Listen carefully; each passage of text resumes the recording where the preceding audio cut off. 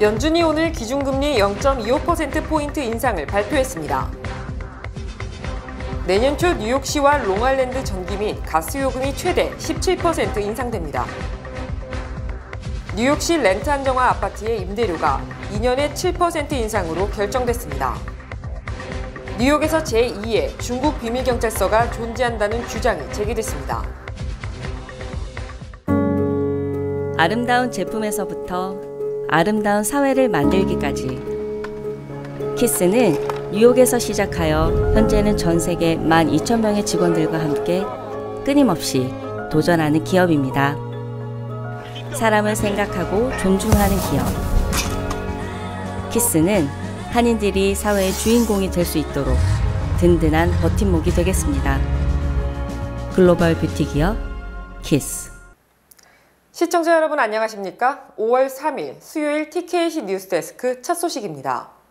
연준이 오늘 기준금리 0.25%포인트 인상을 발표했습니다. 박하율 기자가 전합니다. 연준이 오늘 연방공개시장위원회 FOMC 정례회의를 통해 기준금리를 0.25%포인트 인상했습니다.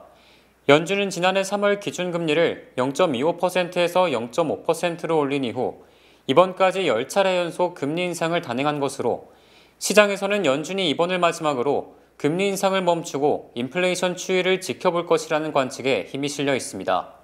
시카고 상품거래소 패드워치에 따르면 연준이 6월과 7월 FOMC에서는 금리를 동결하고 9월부터 11월, 12월에는 3번 연속 금리를 0.25%포인트씩 인하할 확률이 가장 높은 상태입니다. 이런 예상대로라면 연말 기준금리는 4.25%에서 4.5%가 될 것으로 전망됩니다. 연준 통화정책위원들이 3월 FOMC 점도표에서 예측한 올 연말 적정 기준금리 평균값은 5.1%를 기록했고 점도표 개정치는 6월 13일에서 14일 FOMC에서 제시될 예정입니다. 이번 베이비 스텝 0.25%포인트 인상에는 투표권이 있는 11명의 FOMC 위원 전원이 찬성했고 소수 의견은 없었습니다. 내년 초 뉴욕시와 롱아일랜드 주민들의 전기 및 가스 요금이 최대 17% 인상될 것으로 우려됩니다. 뉴욕시와 롱아일랜드 지역에 전기와 가스를 공급하는 내셔널 그리드는 기후변화 등에 따른 청정에너지 사용과 인플레이션 등의 영향으로 뉴욕시 고객들에게는 17%, 롱아일랜드 고객들에게는 16%의 전기가스 요금을 인상할 것이라고 밝혔습니다. 만약 이 같은 요금안이 확정되면 브루클린과 스테이튼 아일랜드, 퀸즈 지역 고객들은 매달 $30 95센트를 추가 부담해야 하며 롱아일랜드와 라커웨이 지역 고객들은 매달 $28 53센트를 더 내야 합니다. 내셔널 그리드는 청정에너지를 사용하게 되면 뉴욕시 지역에 4억 1,400만 달러, 롱아일랜드 지역에 2억 2,800만 달러의 원가 부담이 늘어나기 때문에 요금 인상이 불가피하다고 주장했습니다. 내셔널 그리드는 공공요금 인상을 승인하는 뉴욕주 공공서비스위원회에 이 같은 인상안을 제시했으며 위원회는 청문회를 열어 여론을 수렴한 뒤 투표로 인상 여부를 결정하게 됩니다. 만약 공공서비스위원회 승인을 받게 되면 내년 4월 1일부터 인상요금이 적용되지만 뉴욕주 정부는 유틸리티 요금 인상을 최대한 억제한다는 방침이어서 인상폭은 다소 줄어들 것으로 전망됩니다. 당초 2년 임대료가 최대 16%로 인상될 것으로 알려졌던 뉴욕시 렌트 안정화 아파트의 임대료가 2년에 7% 인상으로 결정됐습니다. 뉴욕시 렌트 가이드라인 위원회는 어제 회의에서 뉴욕시 렌트 안정화 아파트 100만 채 임대료를 1년 임대는 2%에서 5%, 2년 임대는 4%에서 7% 인상하는 방안을 승인했습니다. 어제 투표는 뉴욕시 일부 시의원 및 테넌트 연합회 등이 임대료가 $1 오르면 노숙자가 될 수 있다는 임대료 인상 반대 표지판을 들고 시위를 벌이는 가운데 실시됐고 당초보다 인상폭이 크게 낮아진 것입니다. 당초 위원회는 1년 임대는 5.3%에서 8.25%, 2년 임대는 6.6%에서 최대 15.75%의 인상을 제한했지만 에릭 아담스 뉴욕시장 등은 7% 이상 인상에 반대한다고 밝히는 등 인상폭 최소화를 요구했었습니다. 어제 투표는 예비 투표이며 최종 투표는 오는 6월에 실시되지만 최근 20년 동안 예비 투표 결과와 최종 투표 결과가 일치된 것을 감안하면 어제 결정된 인상폭이 최종 인상폭이 될 가능성이 큽니다.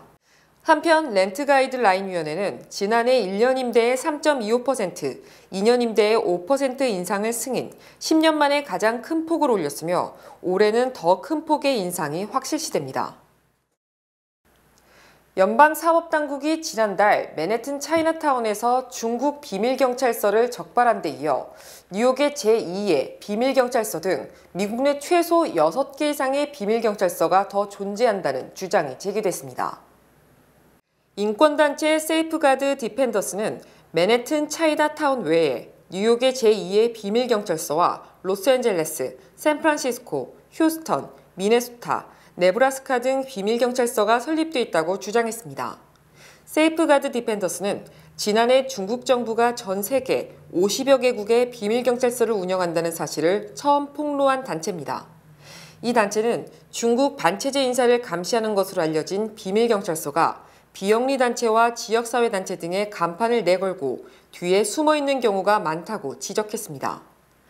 이 단체가 뉴욕의 제2의 비밀경찰서가 존재한다고 밝힘에 따라 소재지에 관심이 집중되고 있으며 재반 사항을 고려하면 퀸즈 플러싱일 것이라는 추측이 제기되고 있습니다.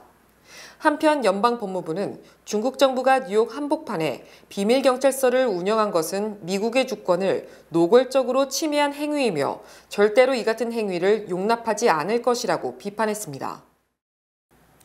영상 스트리밍 시대에 걸맞은 보수체계 개편을 요구해온 작가단체가 결국 총파업을 강행키로 했습니다.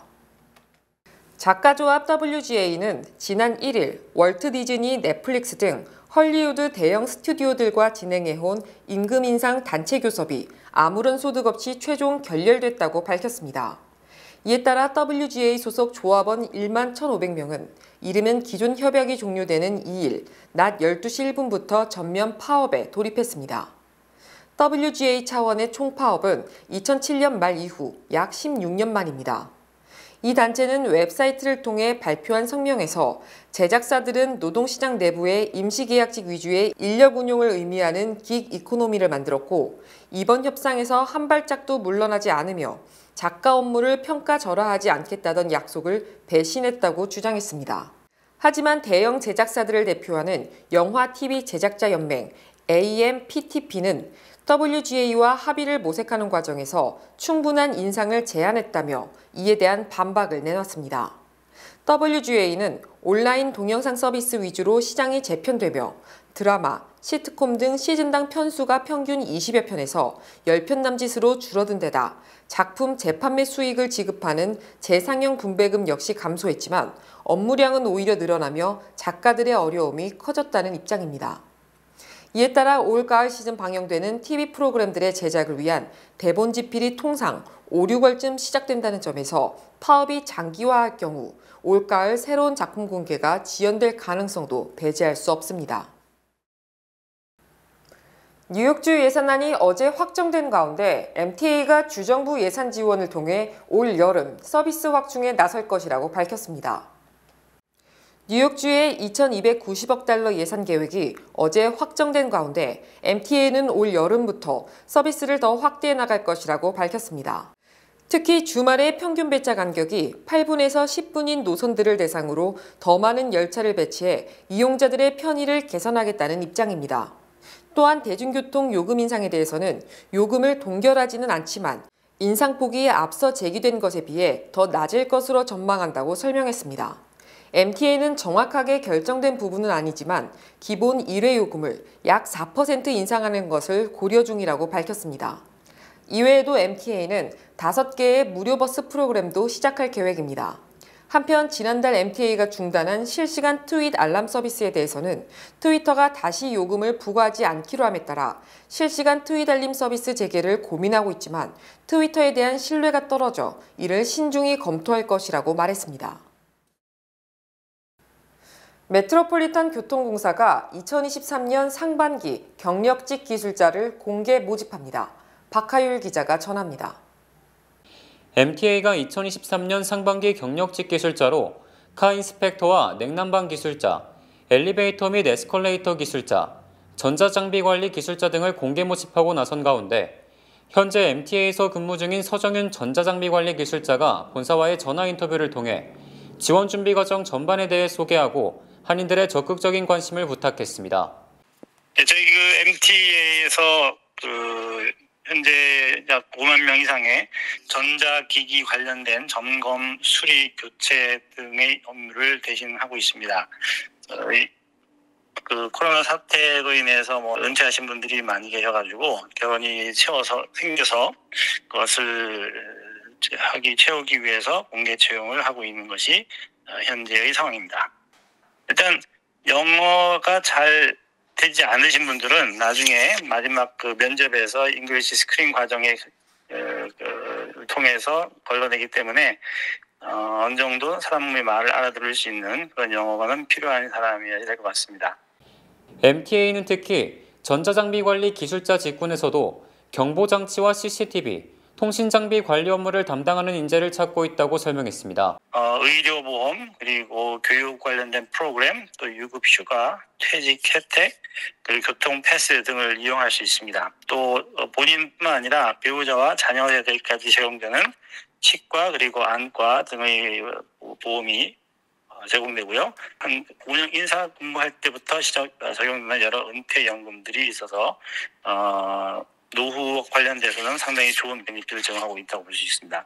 이번 채용에 합격하게 되면 연령 제한 없이 평생 근무가 가능하고 주 40시간 근무하며 뉴욕시 공무원에 해당하는 베네핏이 제공됩니다. 시간당으로는 $41 이상 급여가 지급된다고 서정윤 기술자는 덧붙였습니다. 네, 필기시험은 80문제가 나오는 필기시험을 보는데요. 시험의 수준은 고등학교 공업계 전자 전기 기술을 배운 사람들이면 풀 수 있는 기초 문제들이 되겠습니다. 물론 영어로 출제되기 때문에 영어로 된 교재를 통해서 어휘라든지 용어를 익히는 것이 중요할 것 같습니다.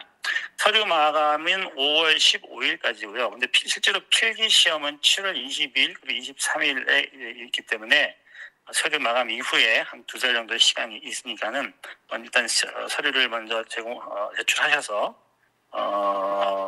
그리고 나서 이제 필기 시험을 위해서 준비하는 그런 코스로 가시면 될 것 같습니다. 세부 사항은 웹사이트에서 확인 가능하며 전자장비 관리 기술자 업무 관련 취업 설명회가 오는 6일 오후 6시 퀸즈 베이사이드 하은교회에서 개최됩니다. 응시 자격 문의 등도 이력서를 작성해 이메일로 제출하면 안내받을 수 있습니다. JP모건의 퍼스트 리퍼블릭 뱅크 인수로 은행 위기가 끝났다는 분석이 힘을 얻고 있지만 일부에서 위기는 아직 시작에 불과하며 지역은행 주가도 계속 폭락, 위기설을 뒷받침하고 있습니다. 로런스 서머스 전 연방재무장관은 어제 블룸버그 TV와의 인터뷰에서 은행 부문의 불안은 대부분 끝난 듯하다. 이제 은행 쪽에서 더 이상 놀랄 일은 없을 것이라고 주장했습니다. 서머스 전 장관은 또 은행 유동성 위기보다도 정부의 부채 한도 상향 조정이 더 큰 문제라고 진단했습니다. 하지만 CNN은 퍼스트 리퍼블릭 뱅크 매각이 위기의 끝이 아닐 수 있다고 보도했으며 로버트 호킷 코넬대 교수도 월가나 워싱턴의 지난 주말 예측과는 달리 3월은 은행 위기의 끝이 아니며 아직 시작 단계라고 주장했습니다. 특히 은행권 위기의 본질은 예금 보증 한도이며 이를 $25만 이상으로 상향 조정해야만 위기가 진정될 수 있다고 강조했습니다. 한편 어제 증시에서는 로스앤젤레스의 리저널 뱅크인 페게스트 뱅크 주가가 28% 폭락했으며 뉴욕주 리저널 뱅크인 메트로폴리탄 은행이 20.5% 하락했습니다.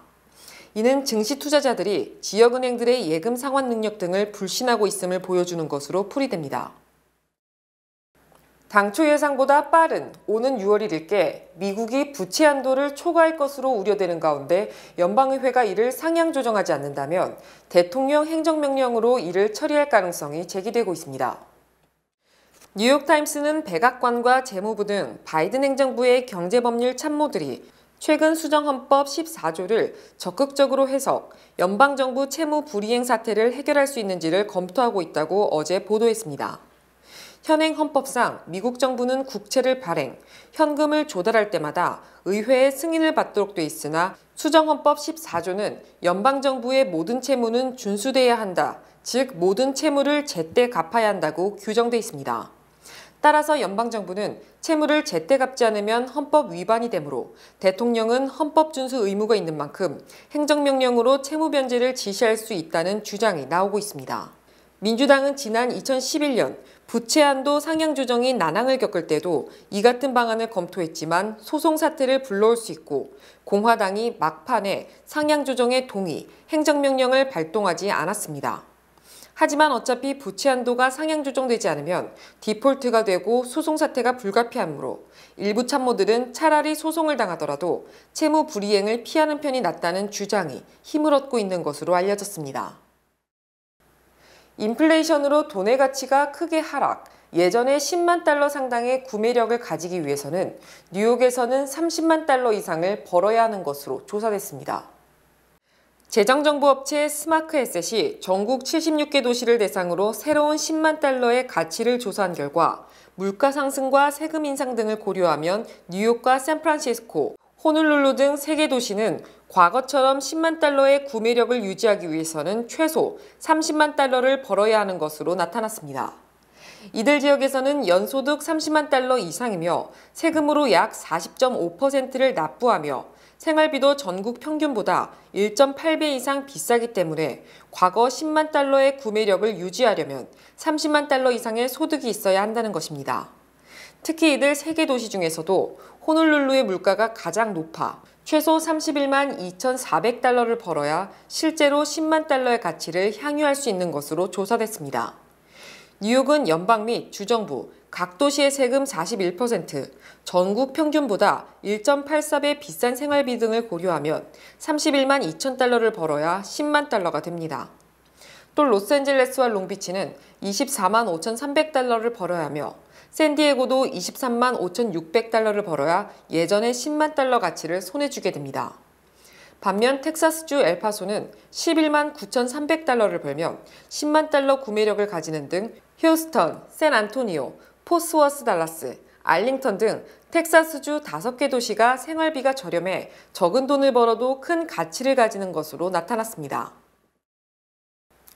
전기차 등 친환경차의 판매 호조로 현대차 및 기아차의 판매가 전년 대비 9개월 연속 증가한 것으로 집계됐습니다. 현대차 그룹은 제네시스를 포함한 현대와 기아 판매량이 지난달 14만 4,784대를 기록, 지난해 같은 기간보다 15.2% 증가했다고 발표했습니다. 이는 현대 및 기아차가 지난해 8월 이후 전년 동월 대비 판매가 9개월 연속 증가한 것이며 특히 합산 판매량 기준으로 지난해 11월부터 6개월 연속 두 자릿수 증가율을 보였습니다. 특히 도요다는 0.7%, 마스다는 7.5%, 스바루는 11.5% 등 현재 실적이 공개된 다른 업체 평균 증가율이 10.6%임을 고려하면 현대차 그룹이 약 50% 정도 성장률이 높은 것입니다. 현대기아차는 지난달 친환경차 24,702대를 판매했으며 이는 월 기준 역대 최대 판매량이며 지난해 4월보다 무려 1.7배 이상 늘어난 것입니다. 한편 제네시스는 5,857대가 판매돼 7.6% 증가율을 보였고 투싼이 18,676대로 가장 많이 팔렸으며 아반떼, 산타페 등이 뒤를 이었습니다. 또 기아차는 스포티지가 13,426대로 가장 많이 팔렸고 K3, 텔룰라이드가 2, 3위를 기록했습니다. 지난 3월 미국 노동시장이 크게 냉각되기 시작한 것으로 드러났습니다. 연방노동부가 공개한 3월 구직 및 이직 보고서에 따르면 민간 기업들의 구인 건수가 959만 건으로 지난 2월 1,000만 건보다 소폭 줄었습니다. 특히 이는 지난 2021년 4월 이후 약 2년 만에 최저치를 기록한 것이며 블룸버그 통신이 집계한 전문가 전망치 970만 건보다도 적었습니다. 또 자발적 퇴직자는 390만 명으로 2021년 이후 처음으로 3개월 연속 400만 명에 미치지 못했습니다. 퇴직률도 2.5%로 지난 2년 사이 최저치를 기록했으며 이는 지금보다도 더 나은 직장을 구할 수 있을 것이라는 자신감이 약해졌음을 의미합니다. 또 실업자 1인당 구인 건수도 1.6건으로 지난 2021년 10월 이후 가장 낮은 수준을 기록했지만 이는 코로나19 사태 이전 1.2명보다는 높은 것입니다. 이처럼 기업 채구인 등이 줄어든 것은 과열 양상을 보이던 미국 노동시장의 힘이 점차 약해지고 있음을 보여주는 것입니다.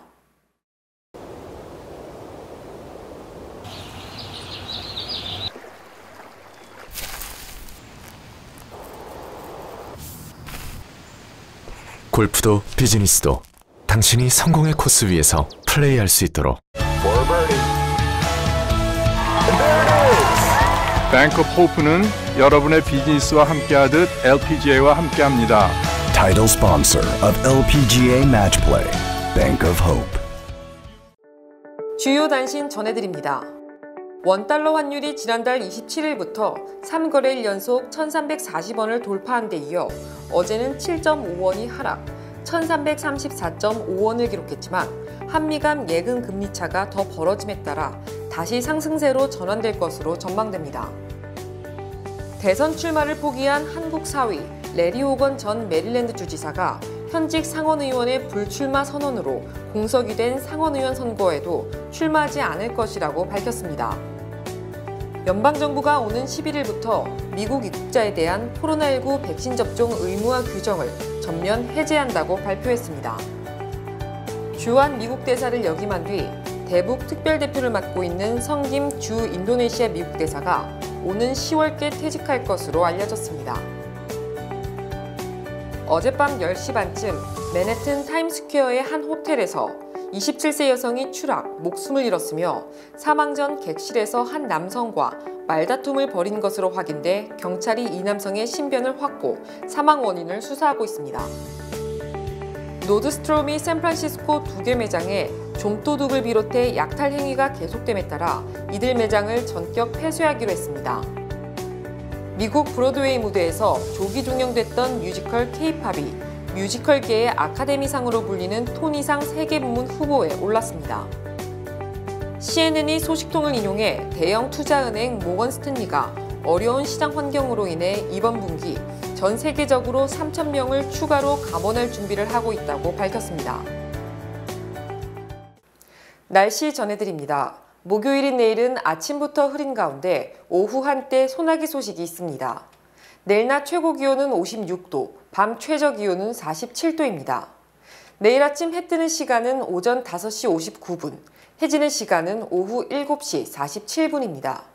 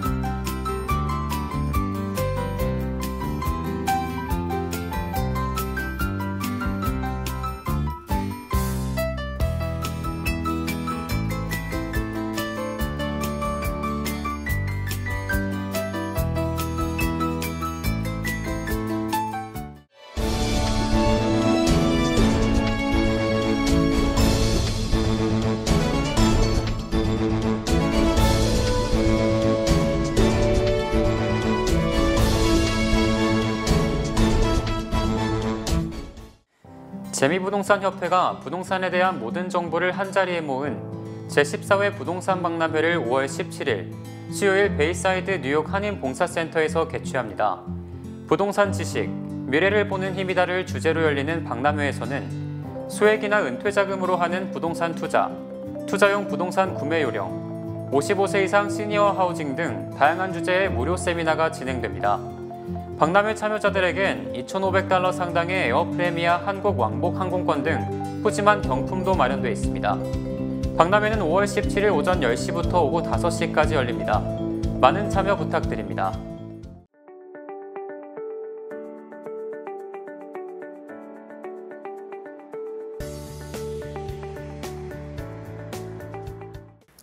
이상으로 5월 3일 수요일 TKC 뉴스데스크 여기서 마치겠습니다. 시청해주신 여러분 고맙습니다.